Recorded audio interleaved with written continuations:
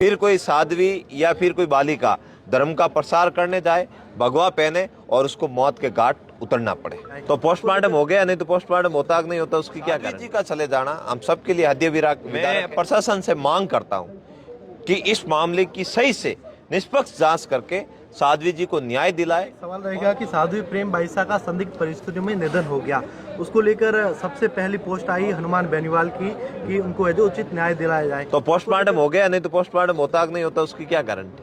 पर उसकी अभी तक रिपोर्ट नहीं आई है, क्या इस मामले को आगे खींचेगी? देखिए, साध्वी प्रेम बाईसा का सर्वप्रथम मामला हमारे नेताजी हनुमान बेनीवाल जी ने उठाया और साध्वी प्रेम बाईसा तो हमें हर मंच पे हर जगह पर बुलाकर राष्ट्रीय लोकतांत्रिक पार्टी के कार्यकर्ताओं का इसलिए मान सम्मान करते थे क्योंकि वो भी एक जीरो से उठे थे और राष्ट्रीय लोकतांत्रिक पार्टी भी एक गरीब दलित पीड़ित शोषित की पार्टी है, जीरो से उठे हुए हैं। तो उनको पता है कहीं न कहीं हम जिस हिसाब से तपस्या करके, साधना करके, भक्ति करके हम इस वातावरण को सही करने का प्रयास कर रहे हैं, उसी हिसाब से ये भी संघर्ष रूपी तपस्या करके लोगों को जगाने का, लोगों के हित का काम करने का प्रयास कर रहे हैं। इसलिए साध्वी प्रेम बाईसा हमें हर जगह बहुत मान सम्मान देते थे।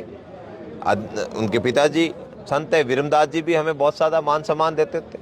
लेकिन साध्वी जी का चले जाना हम सबके लिए हृदय विदारक है।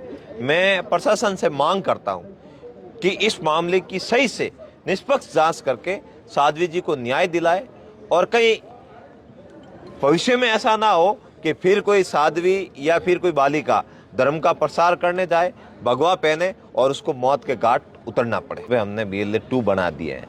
ये अपना आप में राजस्थान में तीसरी ताकत की बहुत बड़ी जीत है और प्रथम बार होगा राजस्थान के इतिहास में कि तीसरी पार्टी के इतनी बड़ी समय कार्यकर्ता बूथ पे हाजिर है।